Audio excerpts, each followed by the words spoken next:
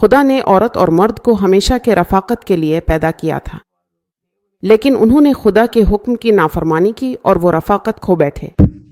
مگر اس کھوئی ہوئی رفاقت کو دوبارہ بحال کرنے کے لیے خدا نے اپنے بیٹے یسوع مسیح کو دنیا میں بھیجا تاکہ وہ سب کے گناہوں کا کفارہ دے۔ یسوع مسیح نے صلیب پر اپنی جان قربان کر کے ہمارے لیے یہ عظیم قربانی پیش کی۔ تو ہم جو خوشی کھو بیٹھے تھے اسے دوبارہ حاصل کرنے کے لیے کیا کر رہے ہیں؟ خدا نے وہ رشتہ جو ہم نے کھو دیا تھا، یعنی خدا کے ساتھ ہماری رفاقت اور صلح، یسوع مسیح کی صلیبی قربانی کے ذریعے دوبارہ بحال کر دی ہے۔ یہ سب کچھ بحال کر دیا گیا ہے۔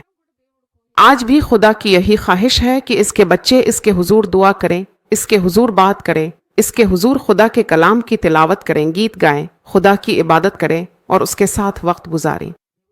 یہ سب کچھ خدا کے دل میں ہے۔ سب سے پہلے آپ کو یہ بات سمجھنی چاہیے کہ خدا کی حمد ہو۔